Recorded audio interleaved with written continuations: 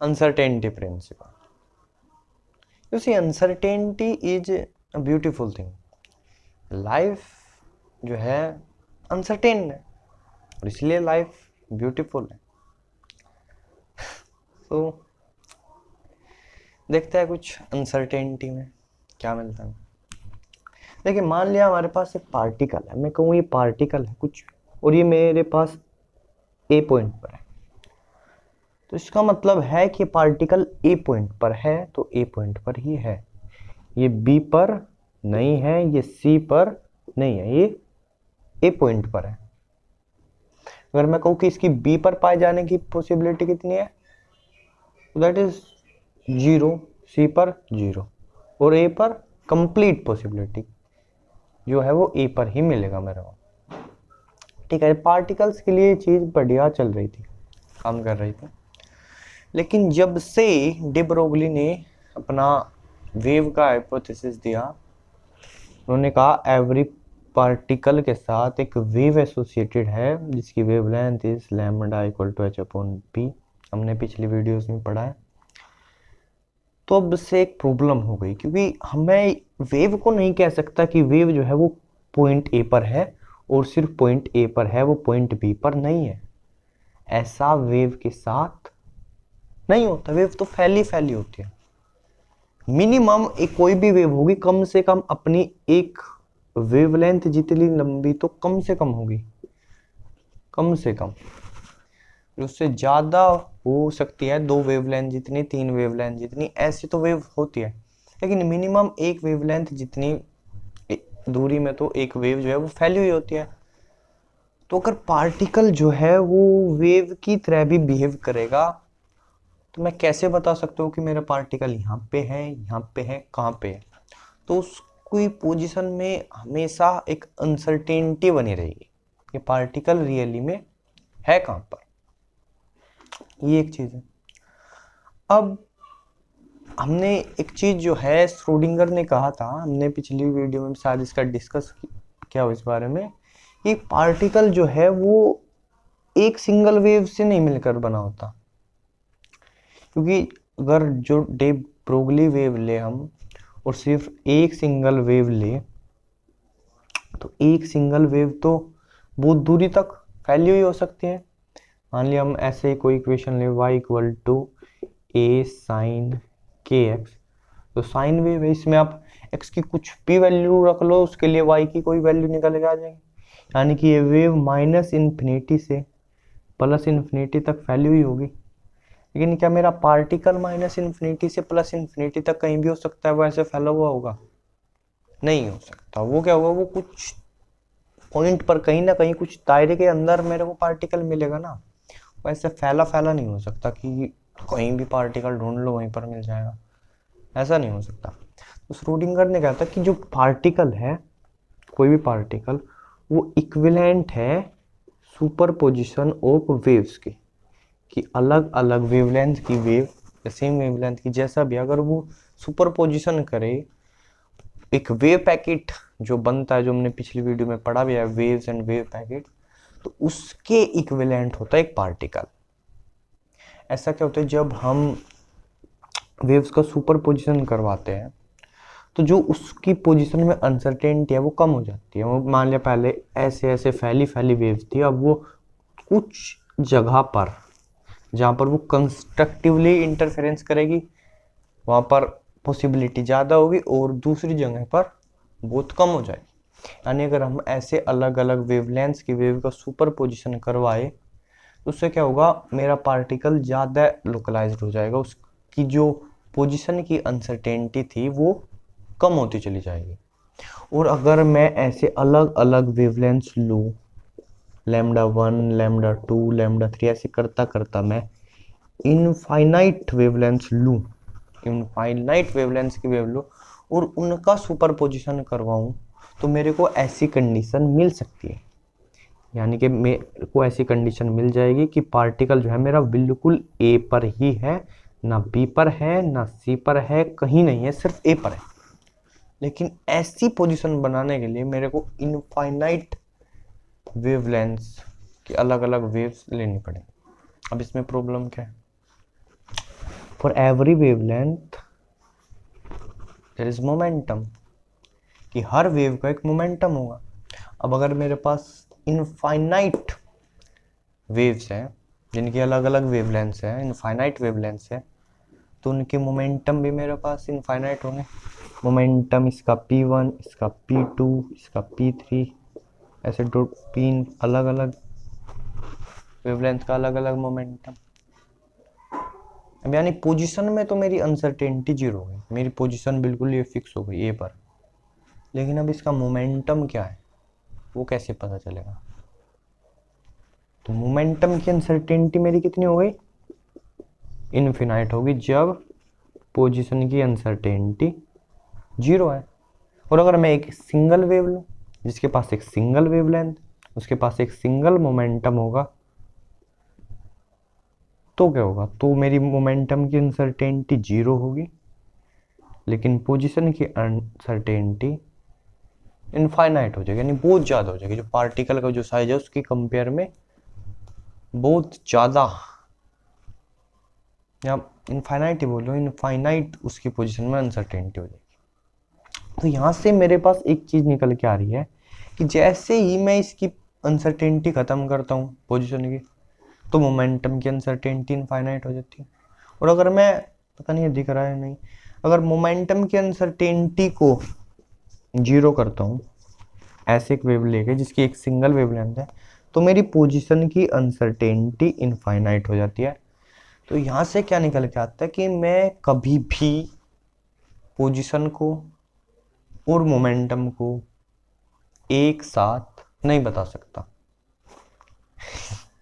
कि अगर मैंने बता दिया, और this is not the fault of measurement, कि ये हमारी गलती नहीं है कि हम मेजर ही नहीं कर पा रहे, हम मेजर कर नहीं सकते क्योंकि वो एक ऐसी स्टेट में पार्टिकल,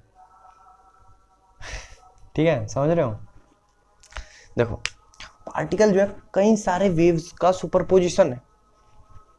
अब उसके पास है ही नहीं एक फिक्स वेवलेंथ उसके पास, तो इसका मतलब क्या? उसके पास कोई फिक्स मोमेंटम ही नहीं है, उसके मोमेंटम में अनसर्टेनिटी है और उसकी पोजीशन में भी अनसर्टेनिटी है, समझ रहे हो? तो इससे क्या होगा, मैं एक साथ उसका पोजीशन को और उसके मोमेंटम को नहीं बता सकता।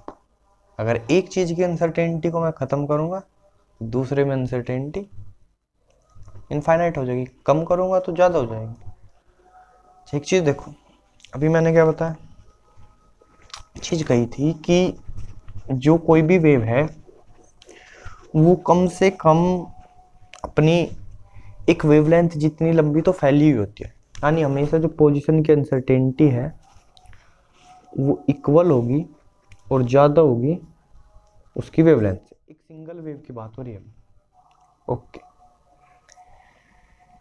और जो मोमेंटम होगा डेल्टा पी, वो क्या होगा? h upon lambda. जो मोमेंटम होगा मेरा p, वो क्या होगा? h upon lambda. और जो मेरा मोमेंटम में अनसर्टेनिटी होगी वो करीब करीब मोमेंटम की ही ऑर्डर की होती है, यानी कि अगर मैं इनकी मल्टीप्लाई करूँ delta p into delta x, तो क्या होगी? h upon lambda into lambda. तो वो करीब करीब h के ऑर्डर की आती है। Delta p into delta x वो h के ऑर्डर का आता है। अगर और इसको हम ज़्यादा मतलब अच्छे से कैलकुलेट करें और बढ़िया तरीके से, तो ये रिजल्ट इस रिजल्ट में चेंज हो जाएगा कि मेरी जो मोमेंटम की अनसर्टेनिटी होगी और जो पोजीशन की अनसर्टेनिटी होगी वो हमेशा h क्रॉस बाई 2 से ज़्यादा होगी। अब h क्रॉस क्या होता है? ये देखो, इसको बोलते हैं हम reduced Planck constant. Reduced Planck constant, और इसकी वैल्यू होती है h अपॉन 2 पाई, जहाँ h क्या है? ओरिजिनल प्लैंक्स कांस्टेंट, जिसकी वैल्यू क्या होती है? 6.626 into 10 to the power minus के 34 जूल सेकेंड। अब ये जो h क्रॉस बाई 2 आ गया आपका, एक ऐसी लिमिट आ गई है कि मैं चाहे कुछ भी करूं, मैं इससे ज़्यादा कम अपनी अनसर्टेनिटी को कर ही नहीं सकता।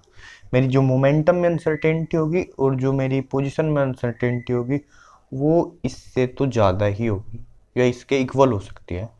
गॉसियंस फंक्शन होते हैं, गॉसियंस वेव फंक्शन, हम बात करेंगे अभी क्वांटम मैकेनिक्स में, तो उनकी जो अनसर्टेनिटी होती है वो इसके बराबर होती है, यानी मिनिमम अनसर्टेनिटी गॉसियन फंक्शन की होती है। उसके अलावा कोई भी वेव फंक्शन हो उसकी अनसर्टेनिटी हमेशा h×2 से ज़्यादा ही होती है। अच्छा, अब एक दूसरा तरीका हम देखते हैं। इस यहाँ पर आप इसको कह सकते हो कि हमने इसको एक वेव के नज़रिए से देखा कि पार्टिकल को as a superposition of waves, यानी एक वेव पैकेट की तरह हमने ट्रीट किया और यहाँ से हमने ये चीज़ निकाल के देखी। अब एक दूसरी चीज़ देखी, मान लिया हमारे पास कोई पार्टिकल है, मान लिया इलेक्ट्रॉन है, और हमको उसको देखना है, उसको ऑब्जर्व करना है, पता लगाना है उसकी पोजीशन के बारे में, उसके मोमेंटम के बारे में। ऐसे कोई इलेक्ट्रॉन है, मान लिया कोई भी पार्टिकल है। अब इसको देखेंगे कैसे हम, अब मैं कुछ भी चीज़ देख रहा हूँ, कैसे देख रहा हूँ, लाइट टकरा के उससे जा रही है, फिर मेरी आंखों में आ रही है, तब वो चीज़ देख पा रहे हैं। अब इस इलेक्ट्रॉन को हमको देखना है, या इस इलेक्ट्रॉन को जैसे भी ऑब्जर्व करना है, देख पाएंगे नहीं उसके बारे में तो नहीं कह सकते हैं। तो क्या करना होगा कि कोई वेव आए, इससे टकराए और वो फिर हमारे पास आए, तो हम इस इलेक्ट्रॉन को देख पाए, जिसके बारे में पता लगा पाए कि इलेक्ट्रॉन का क्या हिसाब किताब है, तो कुछ बात बन सकती है।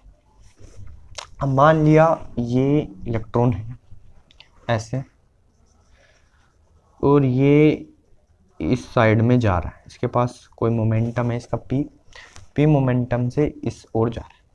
हमने अपनी एक वेव छोड़ी ऐसे, जो इससे टकराएगी, उसके बाद ये क्या करेगा, टकराएगी तो हमने कॉम्पटन इफेक्ट में कुछ देखा है कि इस इलेक्ट्रॉन को ऐसे इस साइड की ओर ये धकेल कर और खुद ऐसे चलती बढ़ेंगी, और इससे क्या होगा, ये इसके मोमेंटम में चेंज करके जाएगी, हमको पता है। तो मान लिया वेव जो है मेरी, उसकी वेवलेंथ है लैम्बडा, तो हमने पता पोजीशन में अनसर्टेनिटी जो होगी वो हमेशा लैम्बडा से बड़ी या बराबर ही होगी, बड़ी होगी ज़्यादा है। और मोमेंटम की जो अनसर्टेनिटी होगी वो इसके मोमेंटम के ऑर्डर की होगी, जो मेरा फोटोन का जो मोमेंटम है, इसके मोमेंटम को हम मिले, तो इसके ऑर्डर की मेरी मोमेंटम में अनसर्टेनिटी होगी।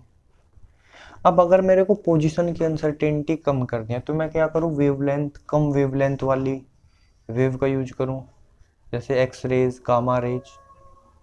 लेकिन उससे क्या होगा, उनका मोमेंटम क्या होता है, h/λ, तो उससे क्या होगा, मोमेंटम बढ़ जाएगा उस वेव का, उस फोटोन का, तो उससे मोमेंटम की अनसर्टेनिटी ज़्यादा होगी, यानी delta P into delta x क्या होगा, डेल्टा पी जो पी के ऑर्डर का होता है, इसको मैं लिख सकता हूँ h/λ और इंटू लैम्बडा, और it will be always greater और इक्वल टू दिस, यानी delta P into delta x is usually greater और इक्वल टू h।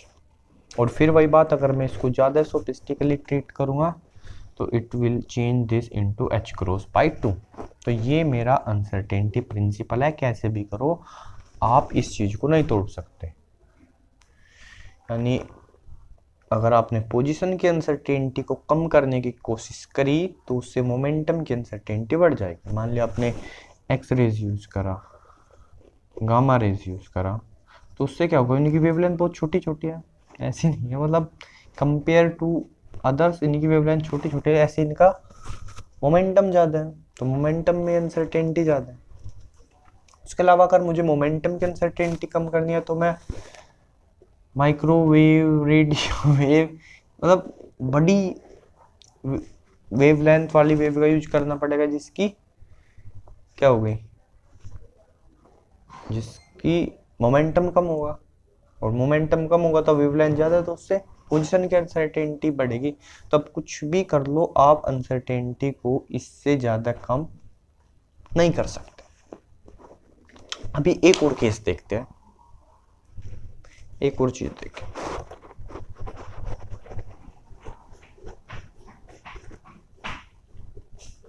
मान लिया एक स्लिट है,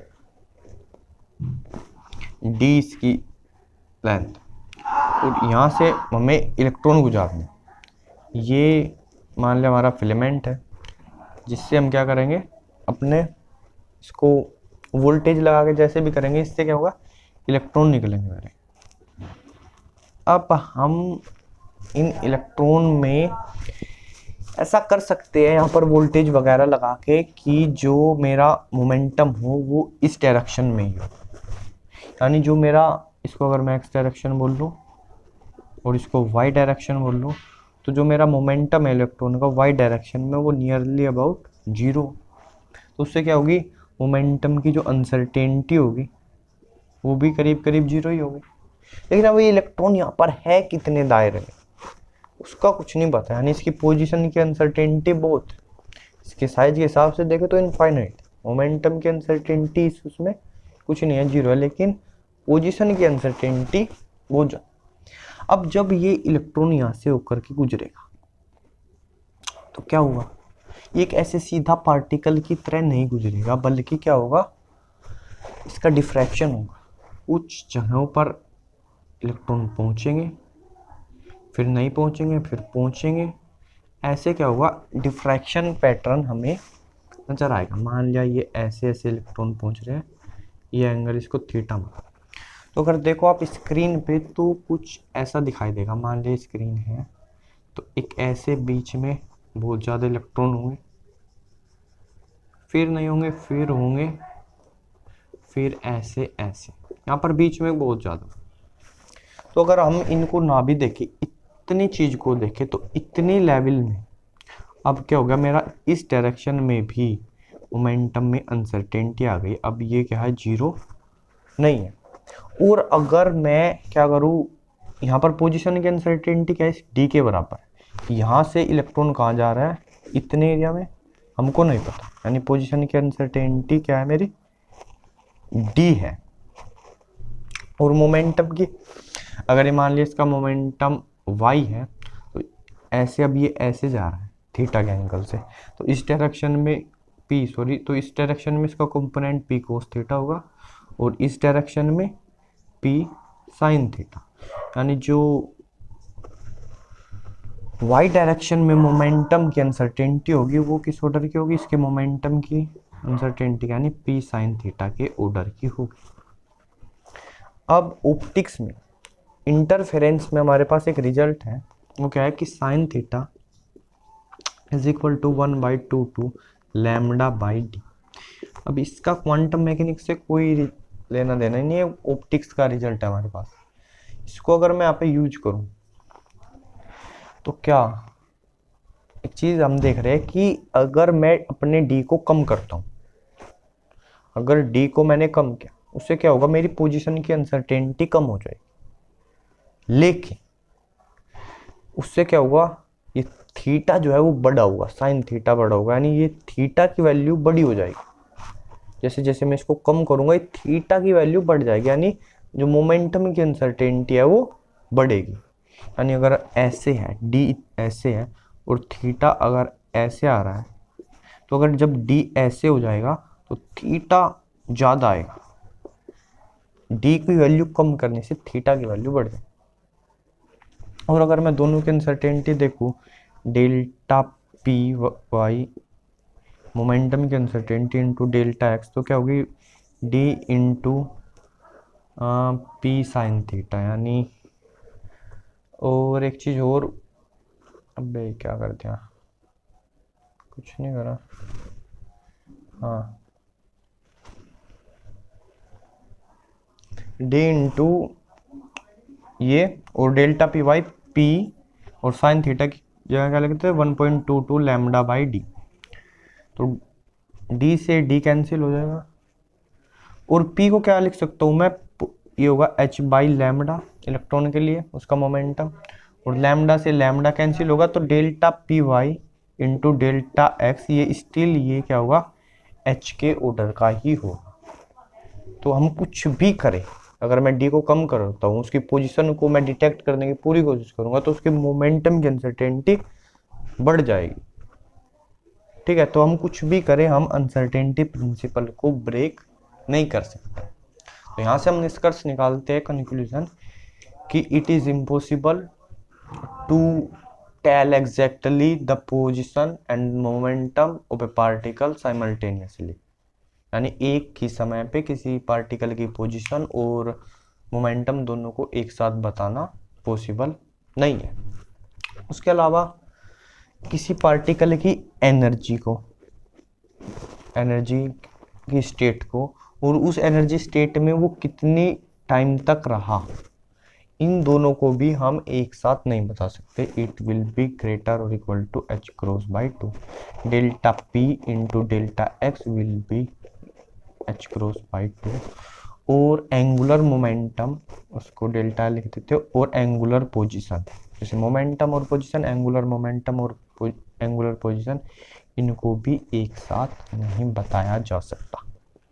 तो this is our uncertainty principle, यानी मोमेंटम में, पोजीशन में हमेशा क्या रहती है, अनसर्टेनिटी रहती है। एक और चीज जो हमने एक शुरुआत में बात की थी इस चीज की, एक ये और एक ये क्या है, जब मैं इनफाइनाइट वेवलेंथ्स का सुपरपोजिशन करवा दूं तो एक ऐसी पोजीशन मिलेगी जब मेरा पार्टिकल एक ही पोजीशन पर है और कहीं नहीं है।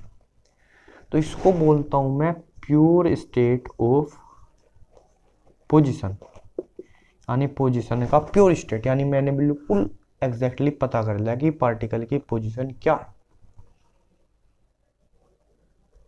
लेकिन इससे क्या होता है, उसकी जो मोमेंटम है वो बिल्कुल ही अनसर्टेन हो जाता है कि उसका मोमेंटम क्या है। और this is pure state of momentum. जब एक सिंगल वेवलेंथ है तो उसका मोमेंटम तो पूरा अनसर्टेन है, कितना मोमेंटम, लेकिन उसकी पोजीशन क्या है कुछ नहीं पता। This is pure state of